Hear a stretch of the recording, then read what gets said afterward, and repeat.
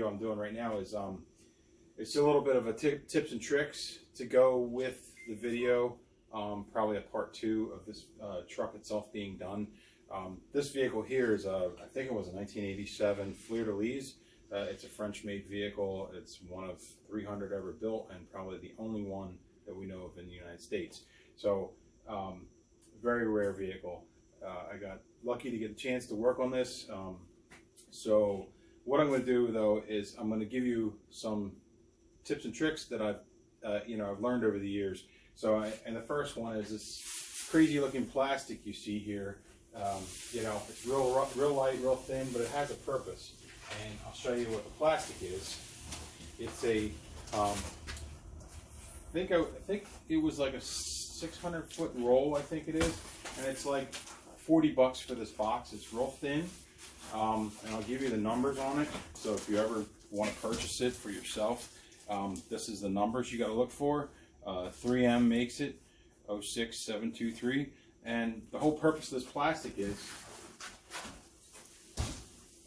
in this case here, I learned a long time ago, if you're going to strip a vehicle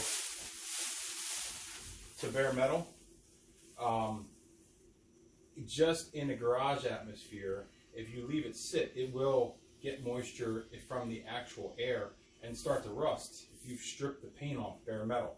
But I've found over the years that if you cover it with plastic, any plastic, but I found this is nice and light and it's cheap and it goes a long ways, and it's I think it's, when it's open, it's like 10 or 12 foot wide by 600 feet long. So I have 2 pieces covering this, and it keeps the metal from really rusting while it's sitting in the garage. Now this project's been bare metal since I'm going to say January or February, and now we're here in December. So it's been sitting here in bare metal in the garage, and I don't have heat, and sometimes the condensation on the ceiling here from the sun will drip water droplets down. So this garage is far from dry. Okay, so now the second purpose to this plastic is it's actually coated on one side.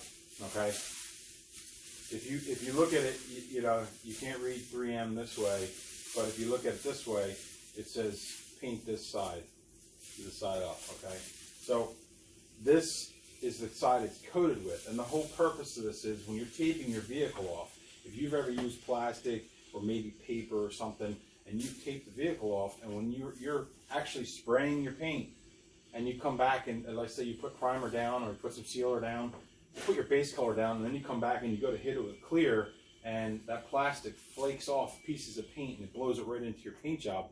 It's because it's not sticking to some plastics. It just won't stick. 3M puts a special coating on this that literally makes the paint stick to it like glue, and it won't come off. So if you're painting along, you've got this area taped off, and you're painting along, and this whole area's got paint sticking to it, this coating on this stuff makes the paint stay stuck, so it won't blow off into your project. So it's a very nice plastic to have for when you're doing your project, and I'll show more when I'm actually taping this, when I'm going about taping this project off to start spraying the epoxy. And I'm going to do the epoxy, I'm going to do the 2K primer, and then the sealer is going to get put on in the body shop. So you can get away with a home garage paint job. Maybe in the future I'll do a car that I don't really, that's not like a customer's car, let's say. I'll do a paint job in a garage that anybody can do to put a high quality paint job out.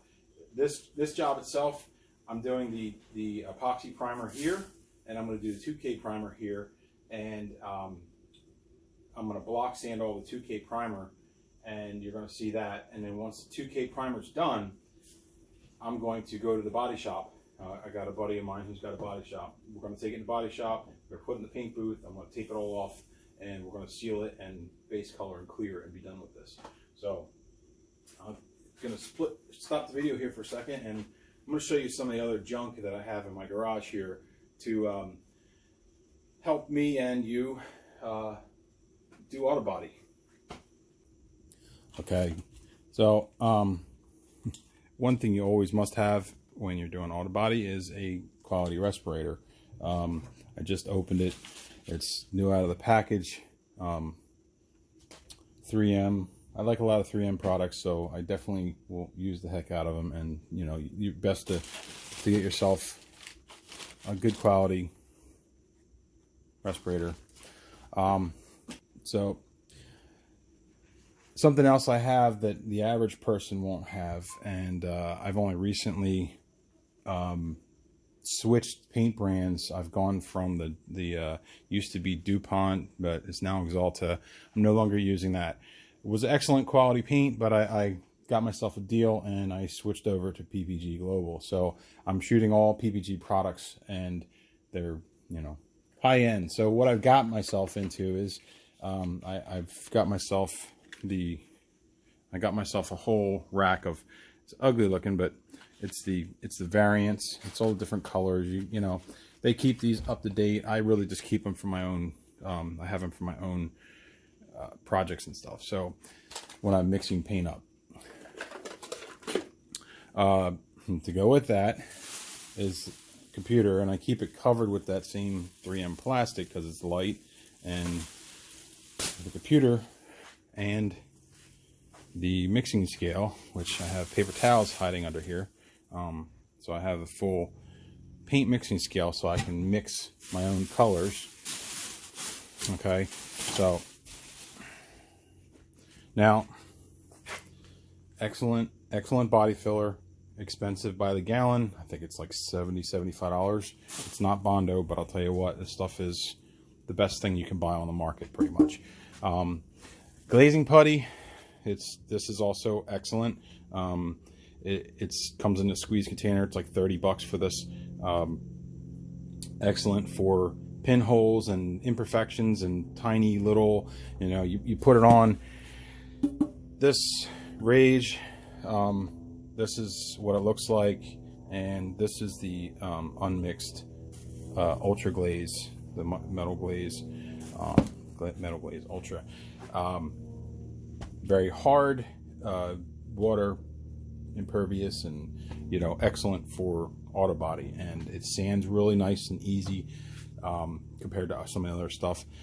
I have Bondo glass back here because I needed some the other day, and I couldn't get to the local marina that has Mar glass, so I used that instead on the project. Still good product, waterproof and everything, but I needed the chopped glass for a specific reason, for strength in a project. So the other thing is I had a different one of these that I liked better, but this is a mixing pad USA. These are excellent if you're mixing your body filler. You can see here I've mixed my filler up, and you tear these off when you're done. You tear it off and you have a clean sheet to start your next one. So I think it was like 15 bucks. I don't remember. I've had it for a while. I don't usually go through these that often. Same with let's see here. So you also have mixing cups you can get, different sizes, and they all have the ratios on them, so you can get your ratios, even though this one's kind of blurred, but it's the printing of it. They're nice to have. So if you don't have mixing sticks, get mixing cups. You can pour it to the line. Like I said, these have the mix in them. The disposable, you can toss them out. I'm just going to slide them back in here. And the other thing nice about the cups is there's a punch hole here and here. You can hang these containers on the wall and open your door to get the lids, or to get the actual, slide out the actual cups. So kind of like to, even though I haven't thrown out the box, I kind of like to throw them over to keep the dust out of them. I don't know. Sometimes when you're sanding, you create so much dust, it really becomes a mess. The little strainers that go inside, they come, they're a couple bucks for a whole pack of them, and you know, after a use, you throw them away. Sometimes I use Port 15. It's great for rust. They have if you're using Port 15, you have the metal etch primer for the actual rust, neutralize and etch the rust, and then put the Port 15 on. I use this stuff. It's kind of, I say it's expensive, but it's really not for what it does. It's a bare metal seam sealer, and it's really for like a thin seam. There's different types of seam sealers. There's so many different types. It's an older can, but 3M brushable seam sealer you use on for floors. If you're doing if you're putting floor pans in a car, brushable seam sealer is handy to have. That's 40-50 bucks for that little can, but you literally just use a cheapy paintbrush and it really simulates, once you use that, like the brushable seam sealer, it simulates the same kind of brushable seam sealer they used in the factories and the old cars.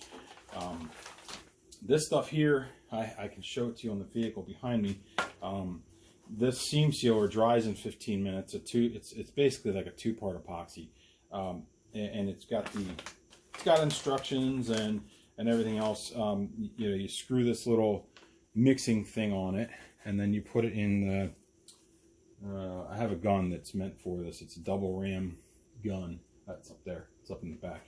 So you use that gun to pump it out, and it mixes. It thoroughly mixes in this tube. You're supposed to leave the tube on to. It'll cure in the tube, and it comes with 2 of these little things in case you need it. But mixes, and I cut the tip to angle it because I put stuff on the top, but it flows out really nice. I'll show it to you here what it looks like. But this was like, it did a lot. It goes a lot further than you think it would. I'll show that to you here in a minute. Also, I like to have is an extra. I have air line that runs from my air compressor. I don't have to hear my air compressor run. Cheap little gauge to keep.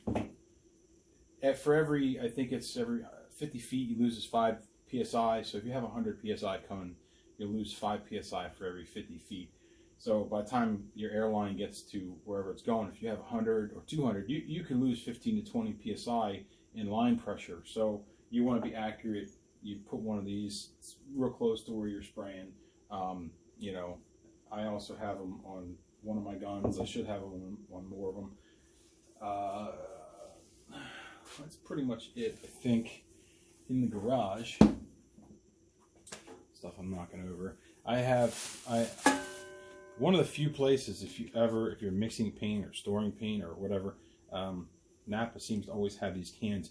You can't go to the local paint supply or Home Depot and buy cans to put paint in to store it or whatever, because the paint cans that you buy at Home Depot and at most other, like say Sherwin, Williams, they have a coating on the inside of the can, and that coating is meant for the water-based paints, let's say, that you buy in the store normally, say Home Depot or Lowe's or Sherwin, I can't even say it, Sherwin, Williams.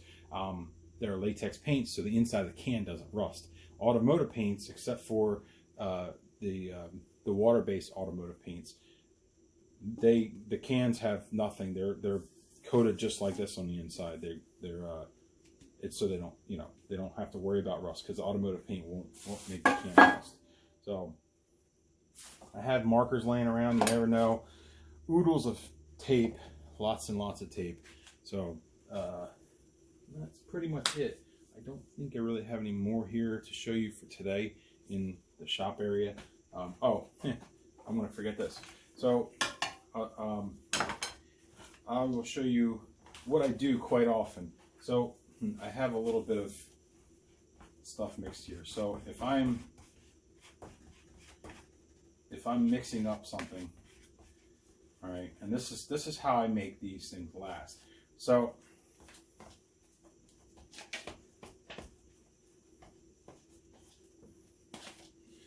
all right, there's my squeegee. All right, so when you've got squeegees, and it seems like if you're using squeegees all the time, and so let's see. All right, so a lot of people, they'll use tools to clean the squeegees off. Anything you use against the squeegee, whether it's some people I used to do it all the time. Used to use a knife to scrape them clean. Some people use a razor blade. But you end up, what happens is you end up nicking this edge. You nick the edge, and then when you're spreading body fill over time, that nicked edge will show up. It'll leave a mark, a line, or whatever while you're trying. And you always want to try and have these as smooth as possible. And the only way to keep them, I found, the only way to keep them as smooth as possible, so they last and last and last. And all of my squeegees I use over and over and over and over again, but they last forever because this is what I do. So I mix on the mixing pad, tear this off, throw it away, I'm done. My trash can's full. So now I got my squeegee that's nasty and stuff's starting to harden. You know, I mixed it really hot. It's starting to harden, so what I do is these mixing pads are really handy, really awesome to use. But so I got my squeegee starting to harden with the body filler on it, and I just pull out a paper towel, and this is where I say you're gonna find this stuff. These come in handy. So there's a little lacquer thinner on here, just a little squirt lacquer thinner.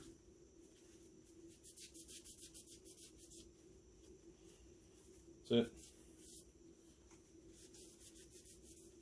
I always, before it fully hardens, even if it is fully hardened, you know, you can flick it off and the lacquer thinner will start to dissolve somewhat. I mean, if it's fully hardened, like been on there for a day or two, you may not get it off as easy. But if you just mix something, it takes 2 seconds. You literally saw how quickly, and you can see it's just as clean.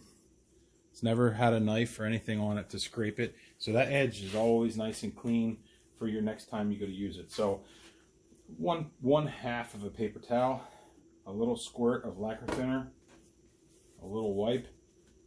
Your squeegees, you'll never replace another squeegee. They won't ever go bad.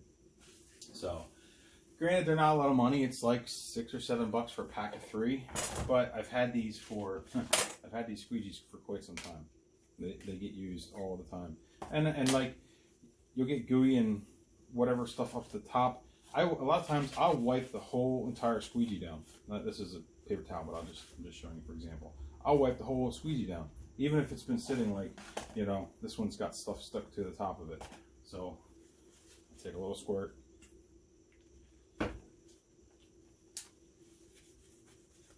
There, it's clean. A little bit of lacquer thinner goes a long way. So try not to breathe the fumes of the lacquer thinner. I'm sure it's not good for your health. Don't huff the lacquer thinner.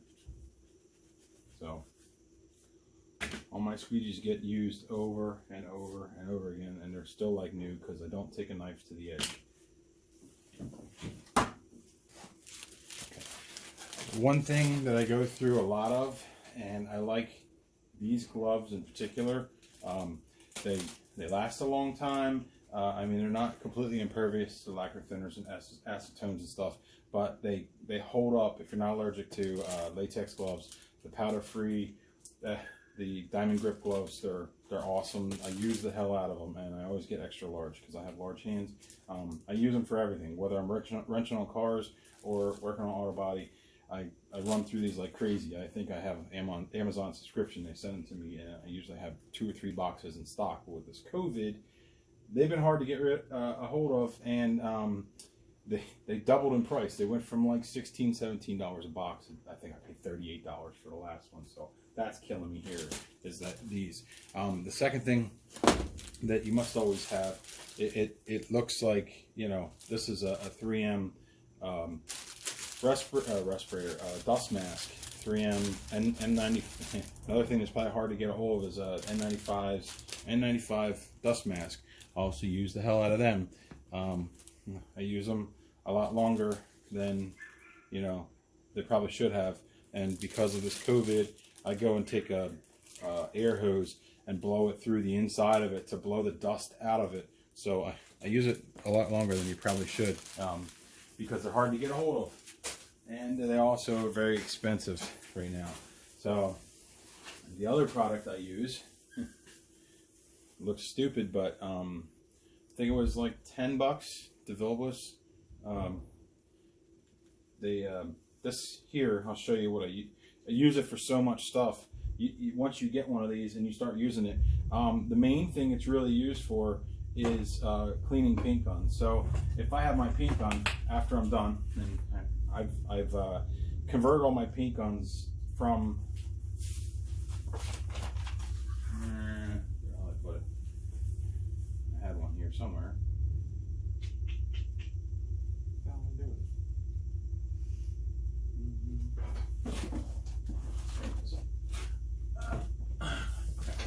it? So my paint guns used to have these on them, and I switched everything over to the decups. Now the whole purpose, the reason why I went to the decups, and I'll show you here. You imagine back in the day, I used to, I buy gallons of different things, but when you go through, sometimes when you're painting, you get yourself a 5-gallon thing here of lacquer thinner, you know. So a 5-gallon thing of lacquer thinner is like $75. So you know, $14, $14 to $20, depending where you buy it. By the gallon, it's $14 to $20. You buy 5 gallons, it's $75. So you know, if you're cleaning a whole paint gun that has this cap, you're cleaning all this, and in the end you're using, you know, maybe 10 ounces or so of lacquer thinner to clean this. So the purpose of this, and this is just a regular cap off of like a CRC can. I put it over like that to keep it clean. Have your little filter that goes in them. But the whole purpose of this is to clean this paint gun. You snap in the air line, and when you get done, I'll show you the other stuff, but take this out. You squirt a little bit, spray it through. You're using literally like an ounce to clean out a paint gun. Ounce, maybe 2 ounces. So you're saving on lacquer thinner that's literally costs you $75 for 5 gallons, or 18 to 20 for a gallon. So you literally, you know, just squirt a little bit, spray, squirt a little bit. You know, it sounds a little stupid, but you know, it's really about money savings and waste. So I converted over to this to cups, and I kind of leave it sit like this. These are cheap little stands that I think they're like $12 or $13 from Harbor Freight to hold your guns. You know, that's the other thing with painting cars. One of the tips I'm going to give you here is you really need 3 different guns. Every primer needs a specific orifice size.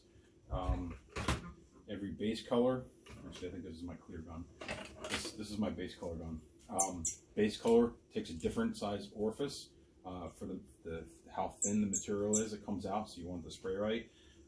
And then your Clearcoat, same thing.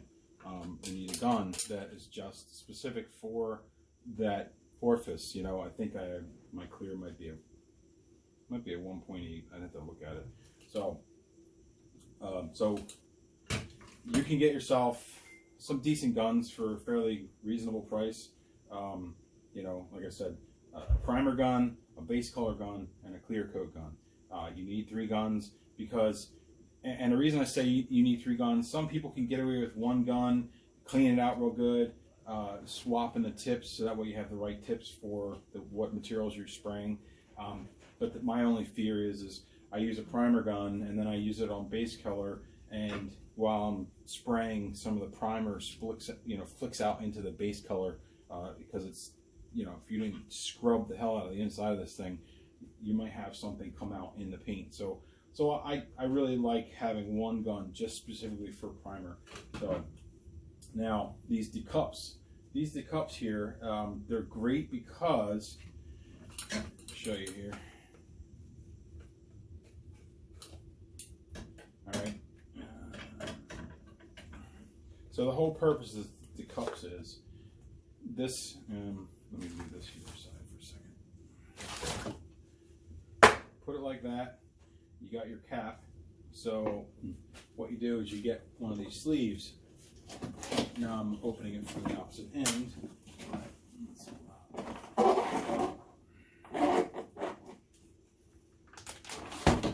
So one of these clean plastic sleeves, you slide it in here. Okay. Now what you do is you mix your paint. When you're mixing your paint, your primer, your epoxy, your whatever, you mix it all in this cup. Okay. Now the whole purpose is it's disposable, and that's really what it comes down to. It's disposable. Once you have your paint mixed in there, you throw your mixing lid on top. You seal your lid. So and there's multiple reasons why this makes it a very nice process for there's multiple reasons why this makes it easy. Not only it saves you on using lacquer thinner because this stuff's disposable, and the cost outweigh because the number of paint jobs that I can do and not use a ton of lacquer thinner. So if you imagine I have this full of paint, I can mix this up and put this on. I'll lock myself in here. So I lock myself on. Now you have, say, full of paint sitting here. You can mix up. Let's say I'm painting I need a lot of clear. So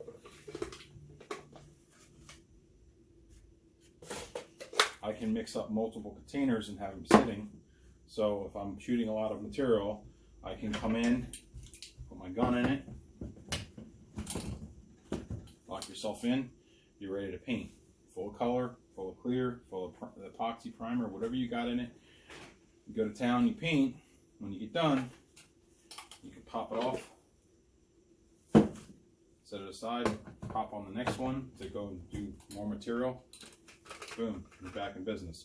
So when you get done, you pull the thingy out, you clean your gun, and it saves you in the long run. Believe me, it does. It saves you a lot. So the cups, they're phenomenal to use.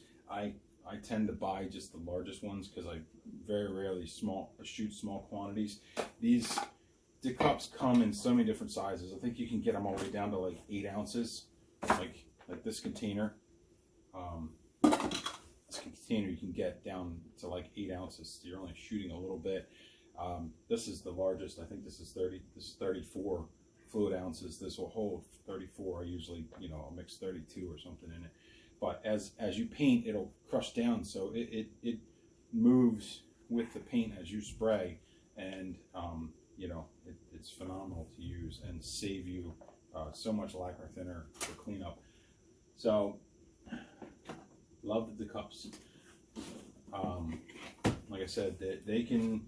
These are adapters that adapt to all the different paint guns you have to buy for the specific. For your specific paint guns. Now, that is that. I just kind of have these sitting here for this project that they're kind of clean. In the cups, they come with a little instruction guide. They're just kind of sitting here, and they tell you that you can shake your paint, which I probably, okay, in the cup here is a mixing graph that you can use to be able to mix your ratios for your paints, whatever you're mixing. I find the mixing sticks also along the same lines. You can get your ratios right on the sticks. This one here, if you can see it, it shows 4 to 1, 4 to 2, 2 to 1. I mean, you got different ratios on the stick. I like this stick. Kind of makes it, I mean, it's easy to read them both ways, but if you have something that's 4 to 1 or 4 to 2, let's say if you had 4, you'd mix your 4 and then you'd add 1, or if you had 2, or you had 2 different materials, you have 4 of 1 and 1 and 1. So it's pretty simple, and then you have smaller quantities on the back, so if you're making a smaller ratio. mixing sticks are definitely handy to have. That's another thing I use, and I use the hell out of it, is these dura-blocks. You can get a whole kit. I don't think I even have all of them in here. Kit comes with a long one. I don't even know, doesn't say how long it is, but it's like a 1.5 feet long, you know, a smaller one, a narrow one. You see them online. You see, I don't even use all of them, but it comes with a round one, you know, for different surfaces. So I don't even use everything that's in the kit, but it's there, and it's worth having the kit because they're extremely handy.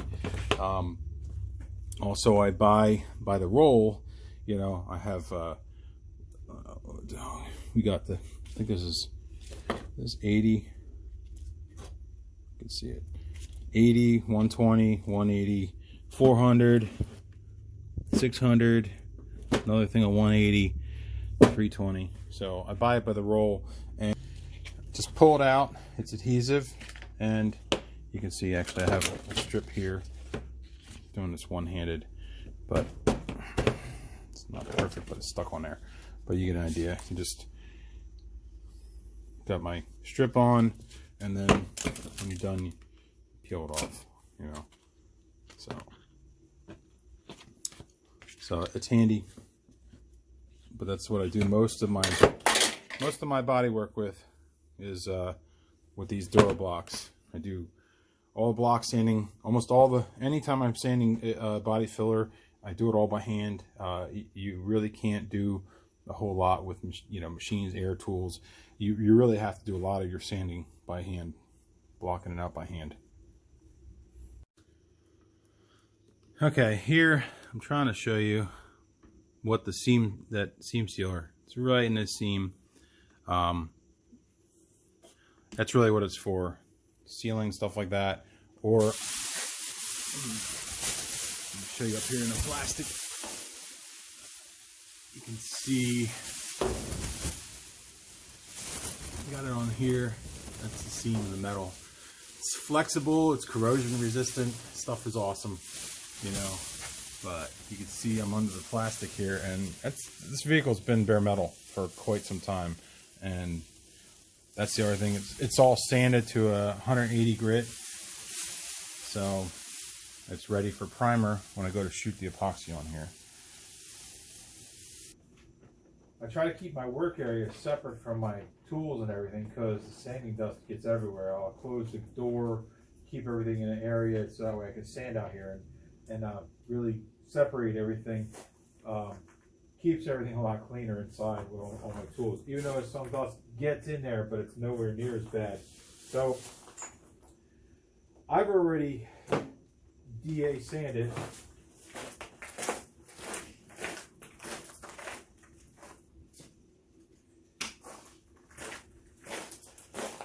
I'll show you real quick here on my DA sander. So I have 180 grit. I have all different grits, but what I do is a trick I've done.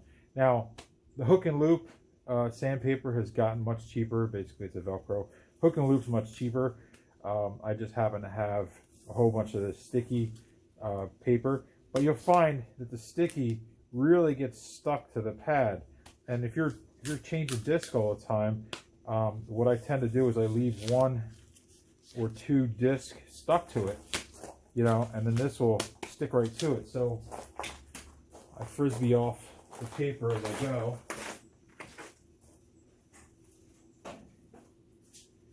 And like I said, depending on what I have rolls, and I also have boxes. You know, the boxes aren't that much. I'd have to look online to see what I pay per box.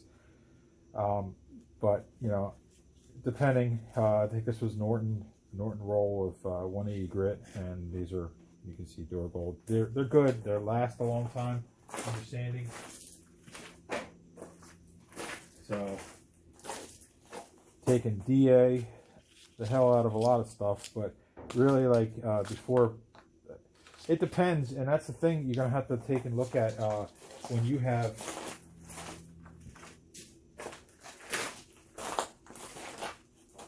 See, I just popped it off and I got it on there. So now, if I was gonna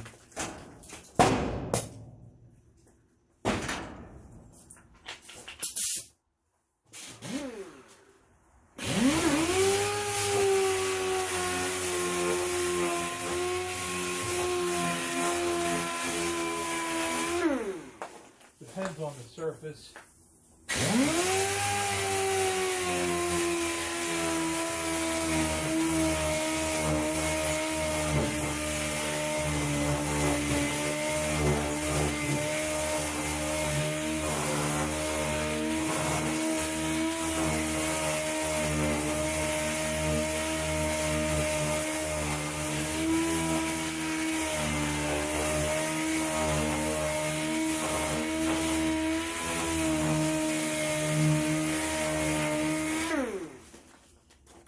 So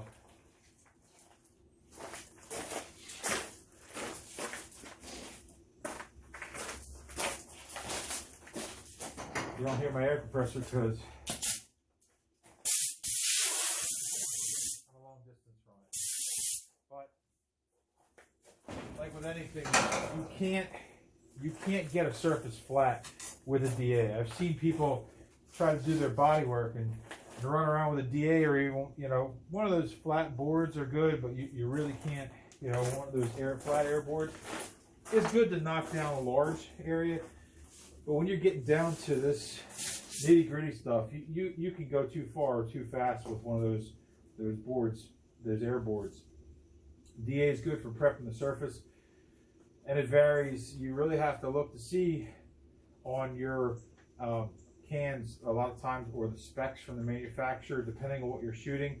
Like a lot of times the epoxy primer on bare metal has to be sanded to 180 grit.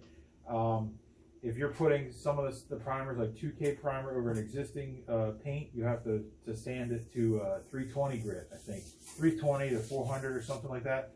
So but every, you know, you really have to look in the specs, because epoxy primer needs 1 grit, 2K primer needs another grit prep for it. You know, and then that when you go to block sand, depending on the color, and then if you're using sealer, you may have to sand 400 to 600 grit or even higher for the 2K primer to accept the sealer, and then you get to your base and clear. So here I'm working on, it's a couple areas. These are fenders for this vehicle. Now, they had a few spots, and I'm just working on by hand.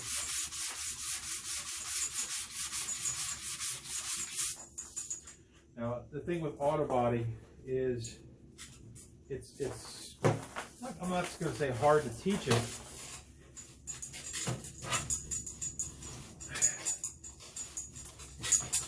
It's not hard to teach it, but you know, a lot of people do Autobody by feel, and that gets you, you know, pretty far in what you're trying to do.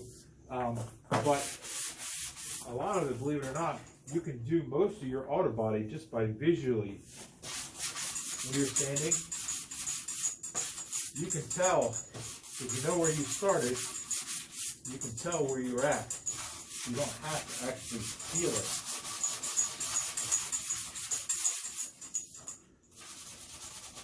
So, and that's pretty much how I've been a long time, you know. A lot of times when you're sanding, do a little crisscross. Go one way, go the other way. Ooh, I'm dropping stuff.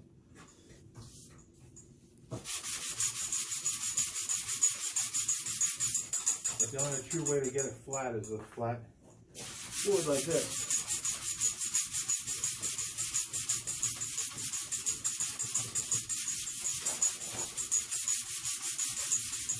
Right now I'm using 180 grit.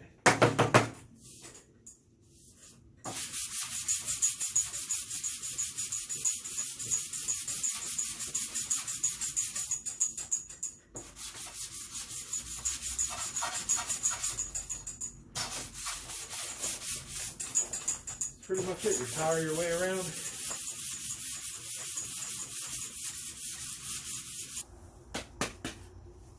Got my door block. So all I'm doing is working this fender.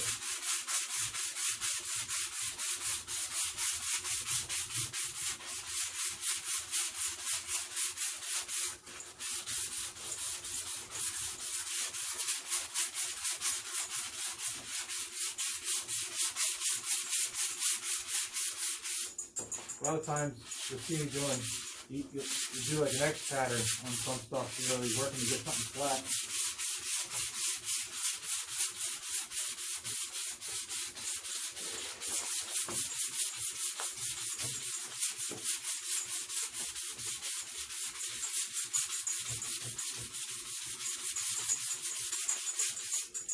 Yeah, if you're looking for something to work off of, these little stands are pretty cheap at Harbor Freight.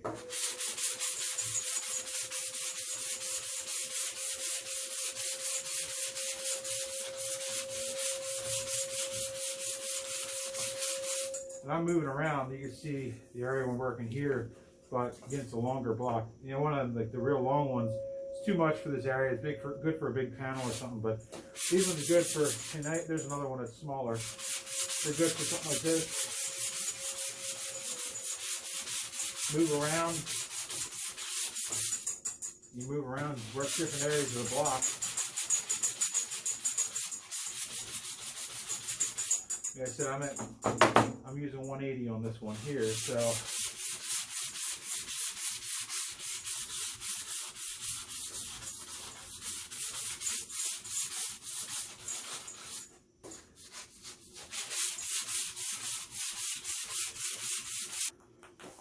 I've kind of been working in this one spot. I'm moving over here, like as I work. I put this piece of plastic down. So when I'm done, I actually stripped, I did a lot of work to these. The underside, there was undercoating in here, so I stripped them out. Took off all the undercoating on that.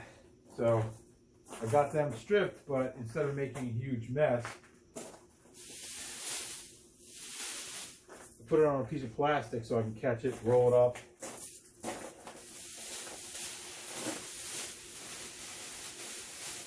Drop my mess right in the trash can.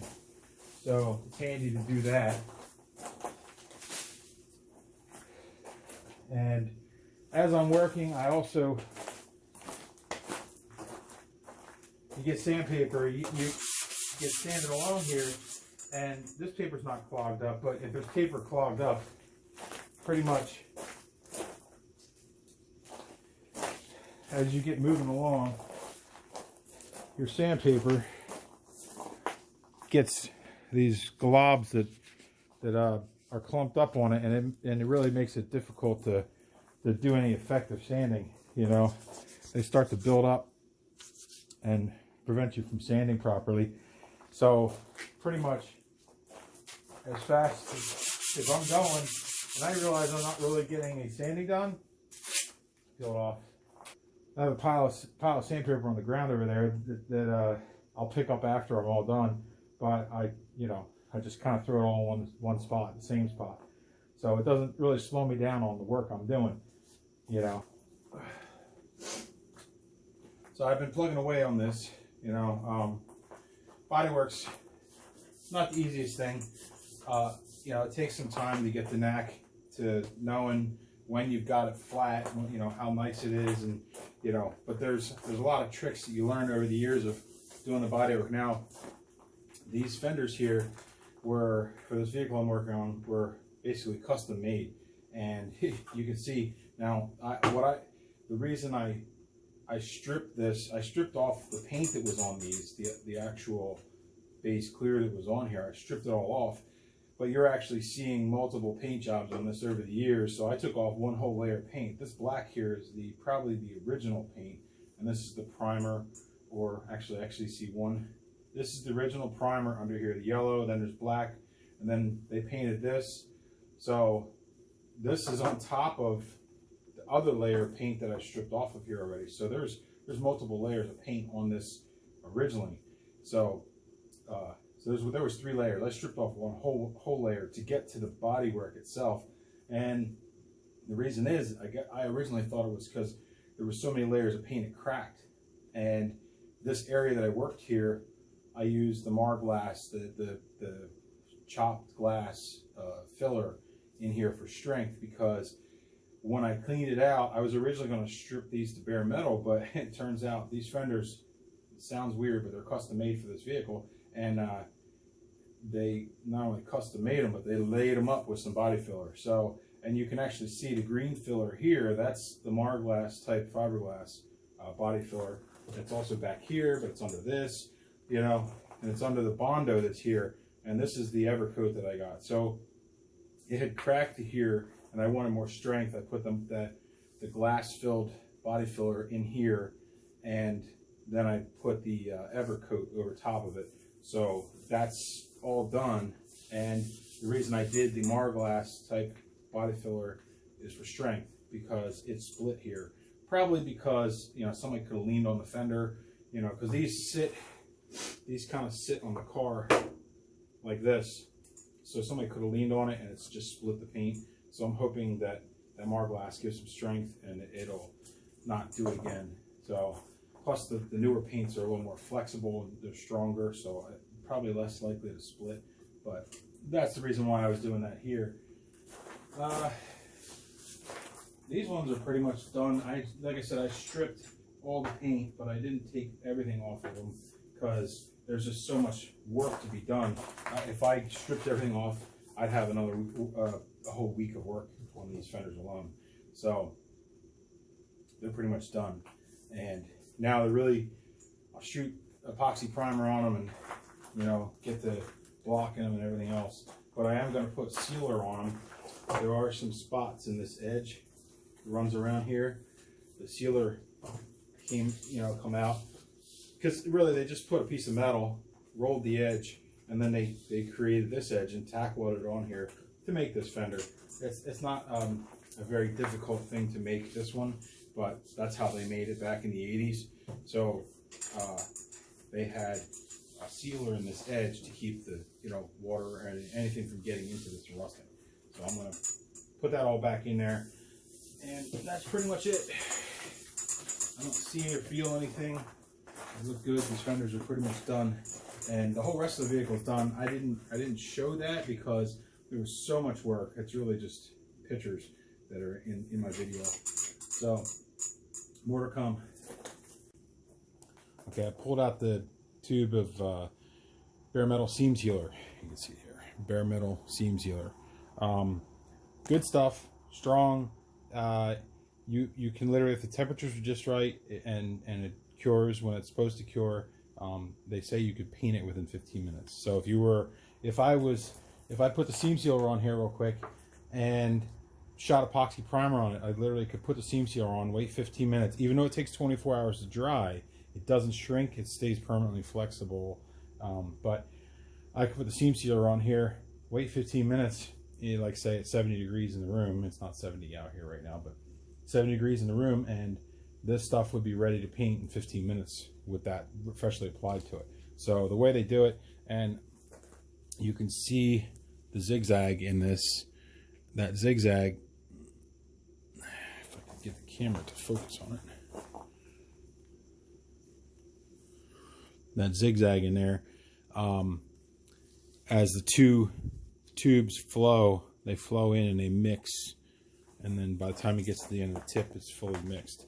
So I've cut the tip on an angle so I can, kind of like if you were caulking a tub or something here, so I can flow nicely. So to use this, just open it,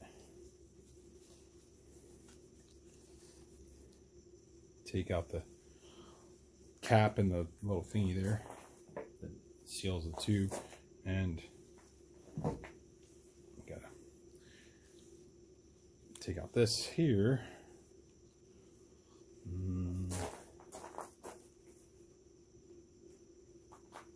Put it down somewhere that I don't get stuff all over me. So put the cap on it, and then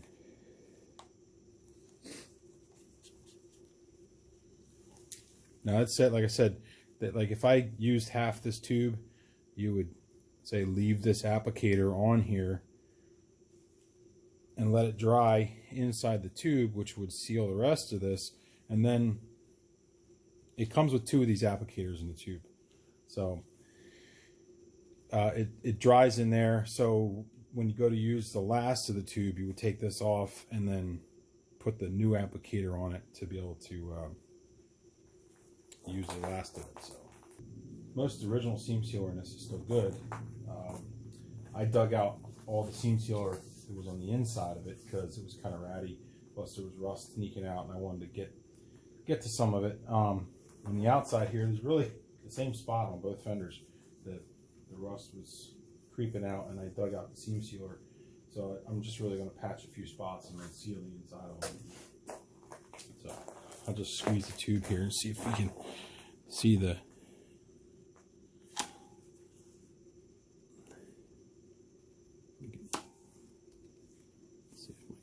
focus on there. You can see it mixing.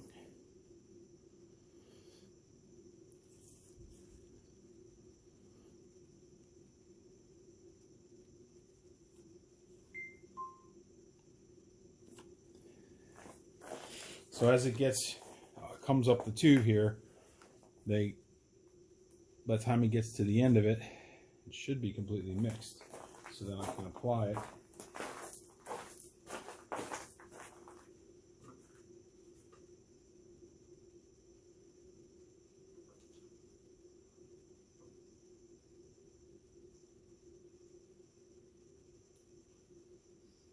Now you have, this skims up in like 15 minutes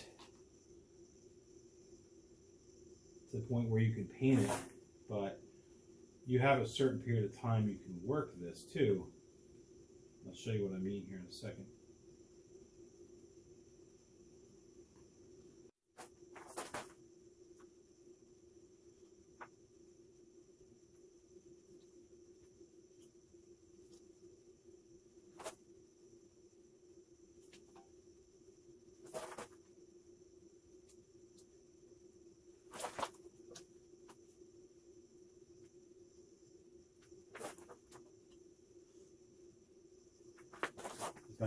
Need 2 hands to operate it.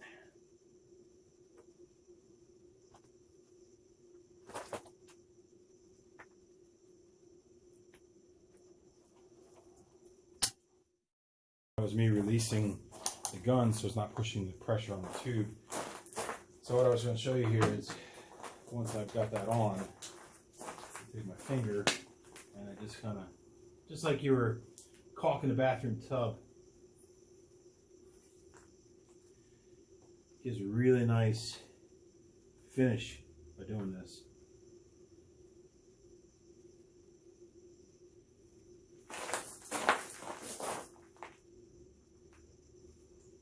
Okay, you can see here I filled that spot that was bare, so I'm just going to take my finger here, give it a little wipe, and see what it looks like when it's done.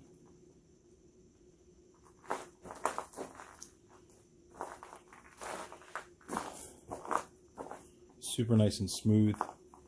Comes out really nice. It'll dry exactly as you see it, and I only have a little bit on my glove.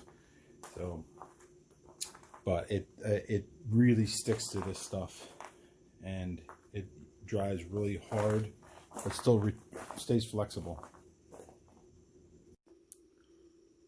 Give you a better view of what it looks like.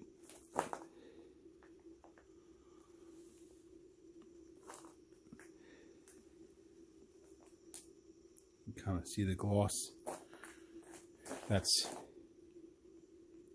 inside and out.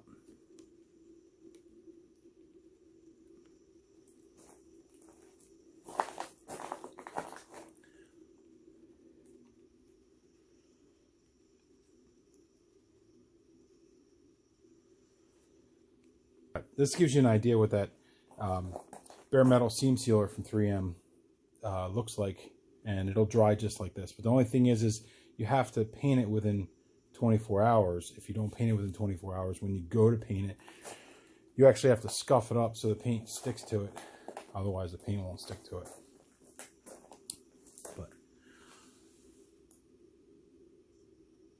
looks real nice when it's smoothed out. So.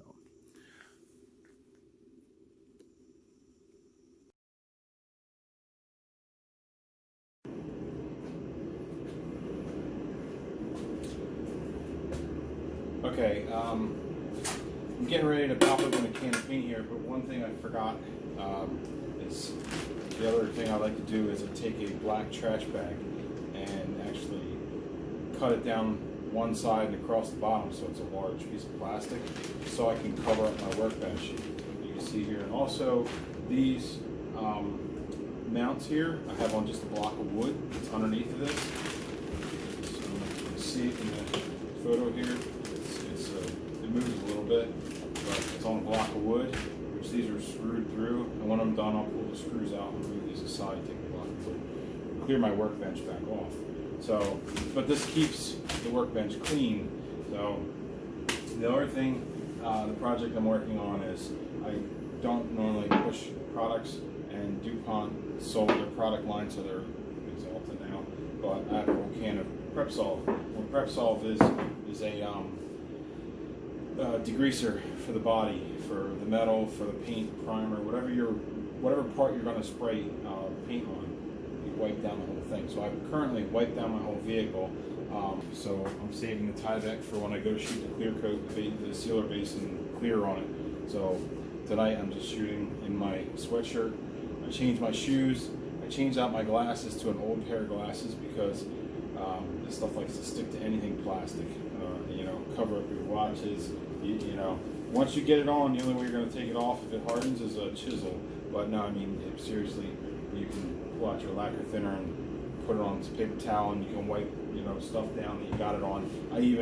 These glasses, they've been abused. I've gotten spray on them, and before it has a chance to harden, I just take some lacquer thinner and wipe the glasses down. So I got some ratty shoes on, and I'm not so much worried about dust because I'm shooting primer here. So you always want to strain, even though this has been shaken, it's brand new. It's been sitting here for probably a month, but it's brand new. So I've shaken it, and I want to go 2 to 1. So let's see if I can do this without making a huge mess. I know they have those stupid little things that you put on the cans to pour, but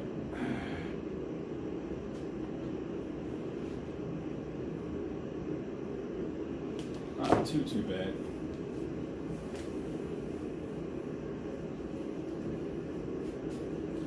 So as I'm pouring here, that's one part where you see there. So I got one part. I'm going to bring it up to the 2.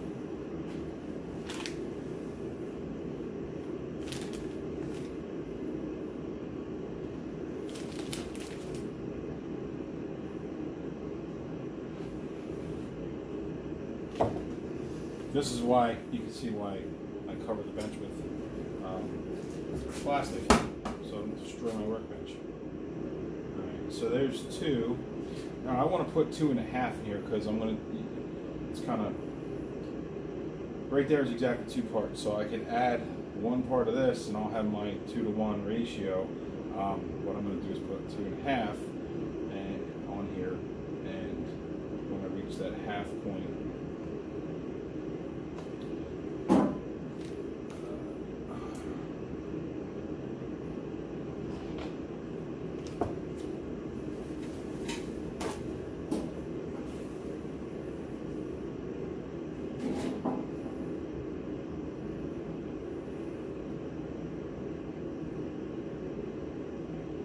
There.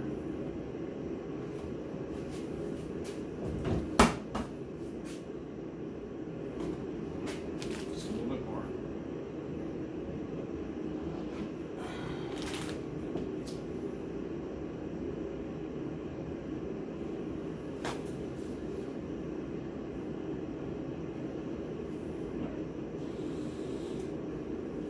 All right, so a little bit of a mess to clean up.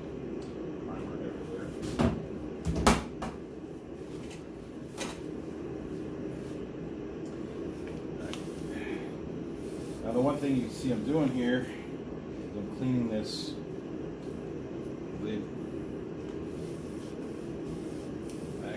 little bit of lacquer thinner on this so I can wipe this clean, because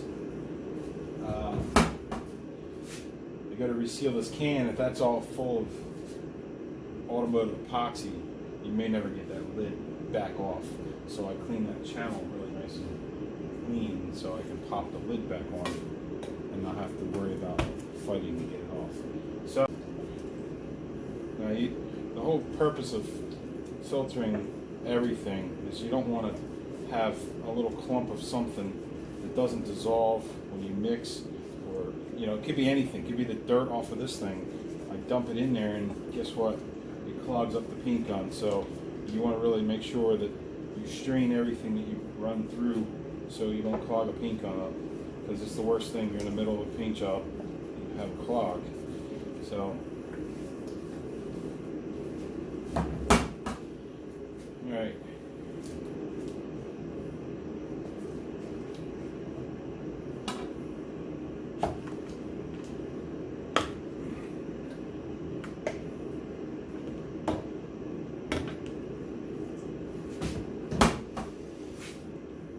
So I'm going to just, even the hardener, I'm going to filter through.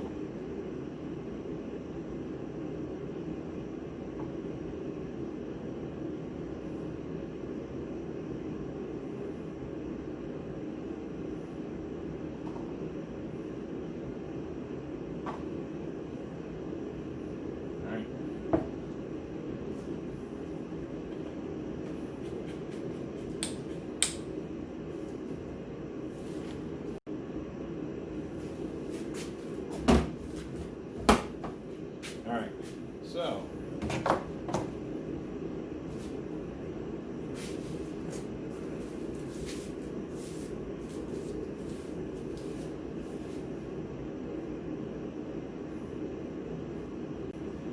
as I stir this here, every paint manufacturer, it doesn't matter where you buy your paint from, they have a spec sheet, and just to show you what I'm talking about, a lot of them will tell you like how you're supposed to sand it, how you know how many coats, how it's supposed to dry, your paint gun orifice, like everything you need to know about putting this paint on properly on your vehicle itself.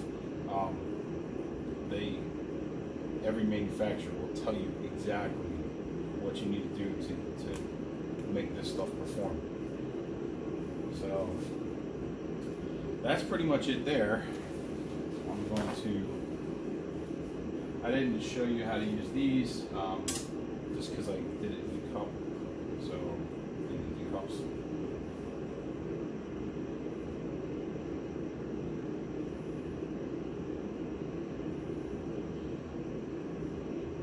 You know, every paint has a consistency, and there's actually a drip, a way of measuring the speed at which it drips. But doing it by the exact ratio, it's pretty close. You don't have to be super crazy accurate. Just make sure it's thoroughly mixed. You don't want to have like a thicker part. It'll come out like orange peel when you spray it out of the gun. You want it to have a nice consistency.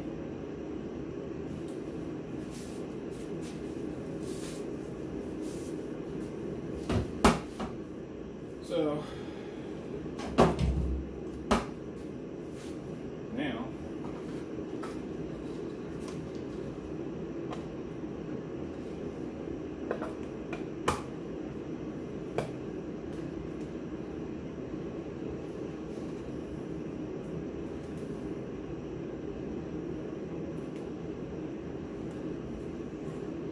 okay.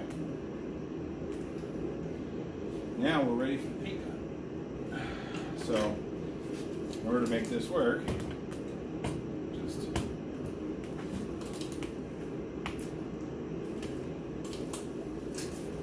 alright, we're ready to paint. So that can sit there until I'm ready to paint. I'm going to do a tack wipe on the vehicle one last time before I shoot the primer. So let's pull out this and we'll go out there and do some tack wiping. Now, I mean, the tack wipe, it's all you're going to do. You just want to get every nook and cranny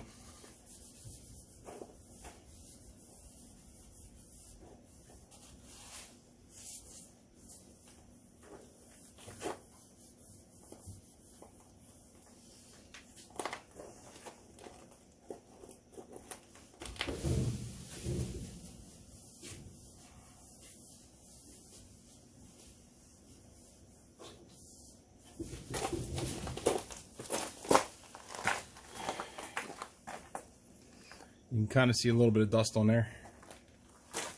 And that's after I've degreased it. I wiped it down really good with a degreaser. And still, I mean, there's little specks of microscopic dust, you know, plus my heater could be blowing some stuff onto it.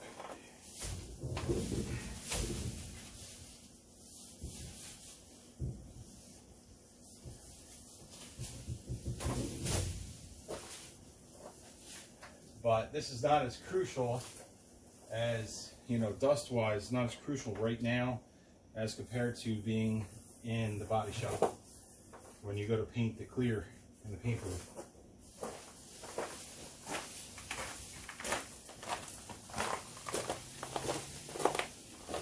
More crucial, you're trying to ground the vehicle, and you know, you put some static spray on it so that way there's no static, so the lint doesn't just hop off you, even though if you're wearing a Tyvek.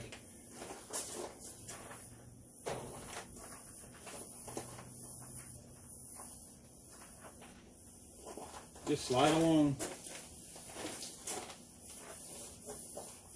Cheesecloth. Call it cheesecloth. Everybody calls it cheesecloth, tack cloth.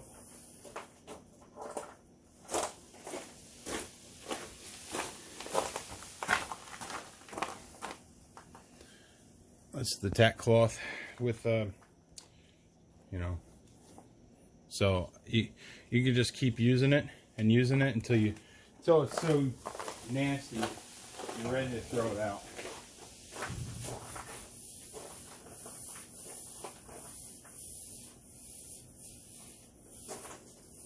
I'm not pushing hard. I'm just kind of skimming the area. Flip it to a fresh spot. One tack cloth can usually do the whole vehicle for a good tack wipe. In between coats, if you're sanding, you know, and you blow everything off and you're pretty much ready to paint and get everything off. So I'm going to pause the video here and tack wipe the rest of it, and we'll be shooting some primer on this thing. Okay, so this is my version of no Tyvek. I cover up my arm hair because I don't want my arm hair becoming completely covered with epoxy. The epoxy will stick to everything. Eyeglasses, probably my skin on my face, maybe get my eyes. You're supposed to have a full face supply air hood, but this is what I'm doing in my shop, so this is probably as safe as you can get it at home. Definitely get yourself a good respirator. Cover yourself completely up if you're not using a Tyvek, because you literally have paint everywhere. So let's get this on here.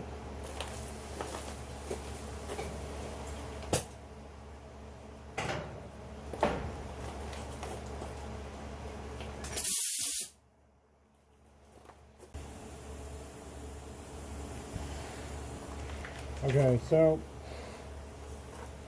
probably can't hear me too well, but I'm got my pressure pretty close to where it's going to be. See my spray pattern here. It's a nice oval. Kind of looks pretty good, so let's get some primer on this thing.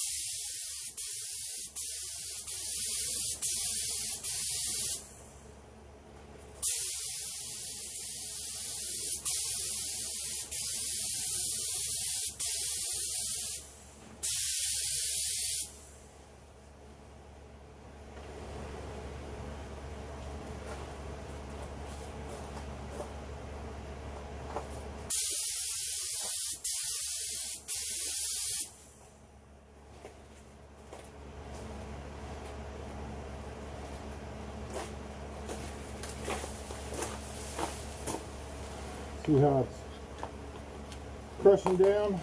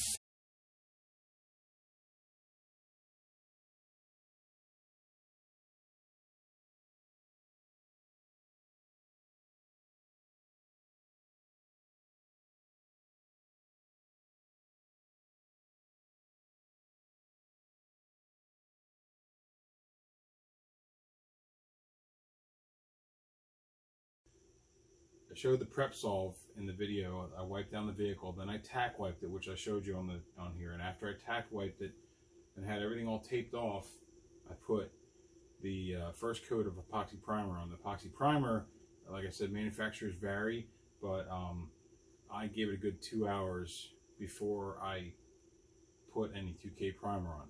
So then once I did the 2K primer, I put my first coat down, I warmed it back up in here. I let it sit actually 20 minutes. You can flash it. It's kind of cooler out. It says 10 minutes between coats. I went 15 to 20 minutes between coats because it's like 55 degrees out, plus I got my heater. So I flashed it and then I put 4 coats. So basically I went one coat 15 minutes, another coat 15 minutes, another coat 15 minutes, another coat. So I put 4 coats on and I put 15 minutes in between each one for the flash, so that way they adhere to each other and they're not like, you know, if you do it too soon or if you put too many coats on, it'll just be running right off the vehicle or runs and sags everywhere. So 15 minutes between coats, it gives a chance for it to set up and start to tack up, so that way it adheres properly and it's not going to run and sag, and you can get the rest of your coats on. So now I got all the coats on, and we're probably like 15-20 minutes since the last coat I put on here. But as it's starting to, it's no longer, it's dry, it's no longer tacky. I can touch it, you know, touch it in a spot where you're not relying on. But the whole purpose of the 4 coats is it gives me something to sand to block it out, to make sure it's flat. So the last thing I'm doing here before I call it quits for tonight, as you can see, I started peeling off the plastic. The reason is this starts to harden. It's gonna make it a little harder to pull the tape off. So I'd rather pull the tape off and the plastic off while it's soft. It'll come off easier. Your tape's not going to be tearing. You can see some of the tape's already. Just peel it, pull it.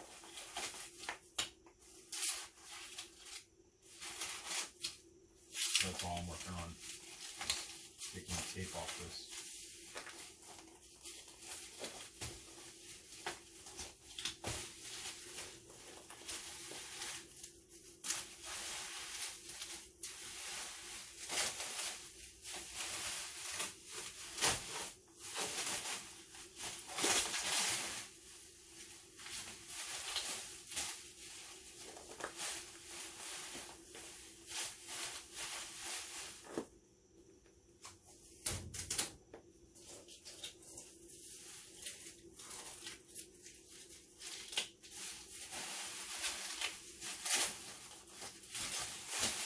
you get the idea.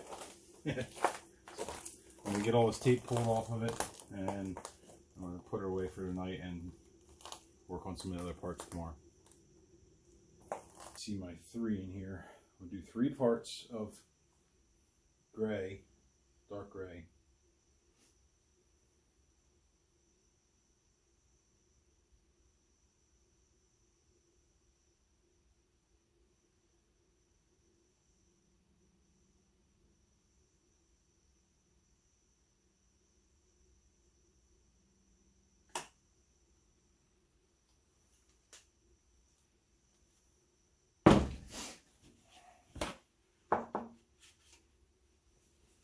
I like to try to keep the container edge clean so it doesn't have a really build-up.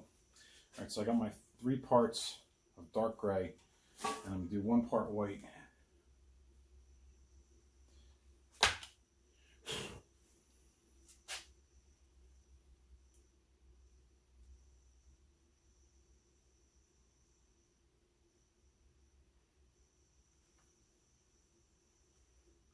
My 1 part white, getting low on that. I have to get more of it. So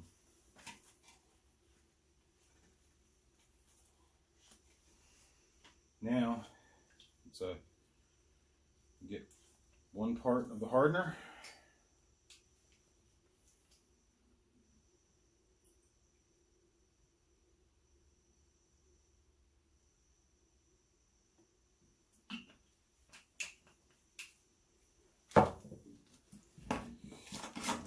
Part thinner.